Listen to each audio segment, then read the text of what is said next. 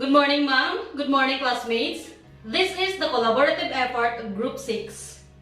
And we are tasked to discuss the Muriprint curriculum model. But before that, let me introduce to you our objectives. At the end of this video lesson, the students should be able to know the Muriprint curriculum model and then discuss the Muriprint curriculum model. This model is published in EDUC curriculum model and designed in year 1988. So this model go around the following processes and phases. So let's start with the first phase, which is the organization. So what is organization? Organization recognizes the nature of the curriculum of the worker involved in the development curriculum. So this includes the conception of curriculum and underlying forces of foundation that influence thinking. So these are includes in the first phase. Those are nature of the curriculum of the workers, second, conception of curriculum, and third is underlying forces of foundation that influence thinking. The second phase of Murray's print model is development. As we can see in the given figure, it is cyclical, which means it begins with the situational analysis and continues to the aims, goals, objectives, content, learning activities, and instructional evaluation, and continues to situational analysis again. It is a step-by-step process and should be followed accordingly. The third and the last phase is application. It is a stage or phase where curriculum is implemented, monitored, and accepting feedback. And this feedback data is given to a prestige group for evaluation. Prince's idea of curriculum presage recognized the important role and influence of various curriculum workers involved in different curriculum activities. It is also recognized countless curriculum conception and ideas that the various curriculum workers brings to the curriculum process which influence them in making important curricular decisions.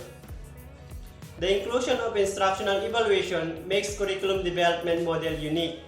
Evaluation provides necessary data regarding the implementation of the curriculum. Prince's model is usable in any level, local, college-wide, or national.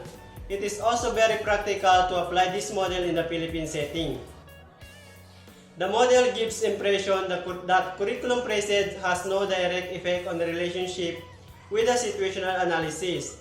Curriculum presage is part of situational analysis since the various curriculum workers are also part of the context or environment. Murray-Prince's model of curriculum development has the following strengths. First, it is a sequential and logical approach to curriculum development. As mentioned, this model of curriculum development revolves around 3 stages, which are useful and easy to understand in developing curriculum, beginning with organization, then development, and then to application. Second, it recognizes the nature of involved curriculum workers.